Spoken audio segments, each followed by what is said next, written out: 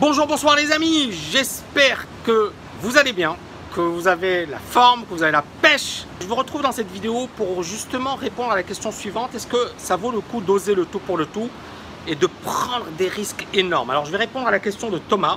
Bonsoir Tammy, malgré les nombreuses sollicitations que vous devez avoir, je tiens à vous écrire en espérant que vous pourrez y jeter un coup d'œil. Je souhaiterais juste vous dire merci pour votre énergie, pour votre message qui est universel, qui répond à toutes mes questions. Je suis en effet diplômé. Je travaille dans une grande société française d'aéronautique. Aujourd'hui, j'aspire à voir encore mieux. Je reste un éternel insatisfait. Je considérais ça comme un défaut. Mais en fait, avoir pris conscience de ce que vous avez dit dans vos vidéos, il s'agit en fait de sortir de sa zone de confort.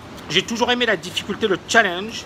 Et cela s'explique par le même passé que j'ai eu. Famille modeste, mais avec un message du type « fais des études ». Aujourd'hui, j'aspire à plus et je me dis qu'il n'est jamais trop tard pour y arriver. Alors aujourd'hui, je bosse en tant qu'ingénieur et ma curiosité peut m'amener à faire autre chose, finance ou autre. Tout cela pour vous dire que grâce à vos vidéos, je commence à avoir des réponses aux questions qui me tourmentent au quotidien. Je vais continuer à vous suivre avec attention car vous êtes un exemple pour moi. Et rien que pour ça, je vais continuer de m'en inspirer en vous remerciant, Thomas.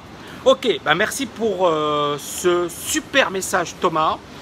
Et moi, je vais répondre à ta question. Alors, est-ce qu'il faut justement prendre énormément de risques pour réussir financièrement et pour réaliser des grandes choses?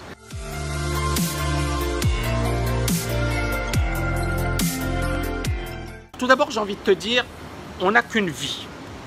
On n'a qu'une vie, d'accord? Et le temps passe méga super vite.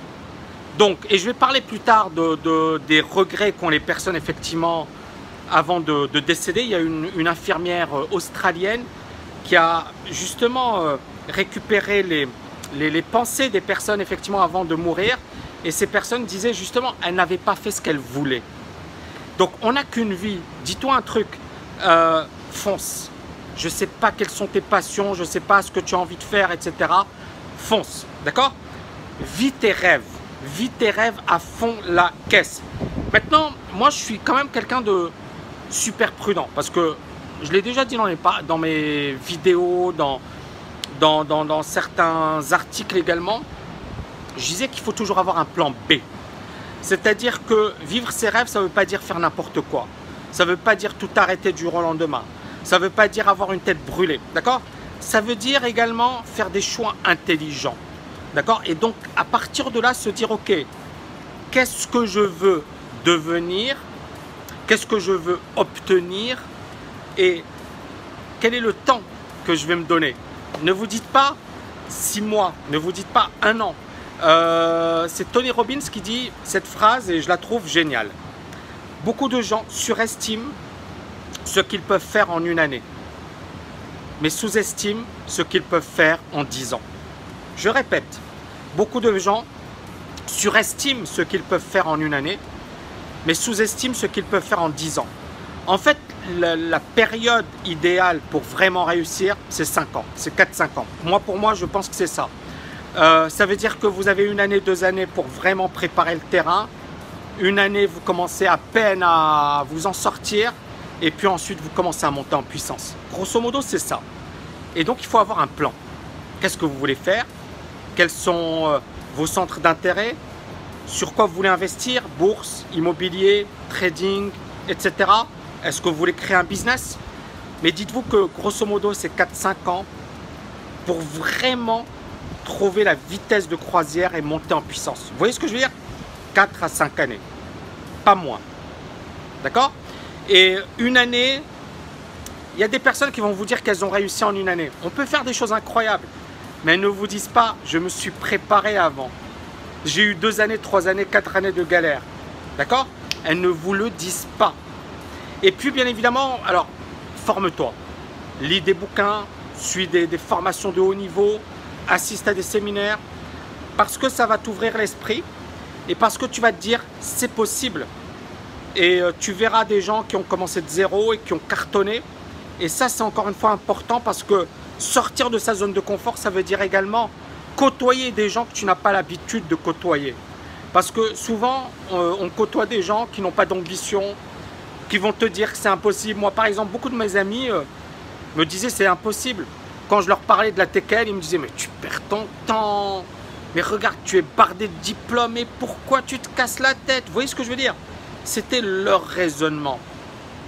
Et ces personnes, ce sont mes amis. Et ce sont toujours mes amis. Mais ces personnes ne me donnaient pas de bons conseils. Pourtant, ce sont mes amis. Ils voulaient mon bien. Ils m'aimaient. Ils m'appréciaient. Mais ils ne m'ont pas donné de bons conseils. Pourquoi? Parce qu'ils ne savaient pas. Ils ne savaient pas que c'était possible de faire tel truc ou de développer, de cartonner. Vous voyez ce que je veux dire? Pour eux, en fait, encore une fois, c'est la culture de la rat race. C'est-à-dire qu'on leur a inculqué certaines notions et elles se sont dit, c'est ça ce qu'il faut faire. Moi, je suis agrégé d'économie, c'est le top. Pourquoi je suis devenu agrégé d'économie? Parce que tout le monde me disait, waouh, c'est super, c'est prestigieux, c'est génial. Tu as des ministres qui sont agrégés, tu as des gens qui occupent des super bons postes. Par exemple, moi, je ne sais pas, moi, on a eu Georges Pompidou, Alain Juppé, Fabius, Bayrou. Là, il y a par exemple Bruno Le Maire, je pense, il est agrégé. Vous avez Wauquiez. Bon, voilà, il y a beaucoup de gens qui sont extrêmement talentueux, qui sont agrégés. Et donc, on me disait, ça va t'ouvrir des portes, c'est génial. Oui, ça m'a ouvert des portes. Oui, c'est génial. Mais ce n'est pas ça qui m'a permis de devenir libre financièrement. Donc, j'étais également piégé dans la culture du diplôme. C'est à un certain moment, je me suis dit, bon, apprends, bouge-toi, sors de ta zone de confort. Si j'étais resté dans ma zone de confort, je serais en train d'enseigner dans une grande école de commerce en France.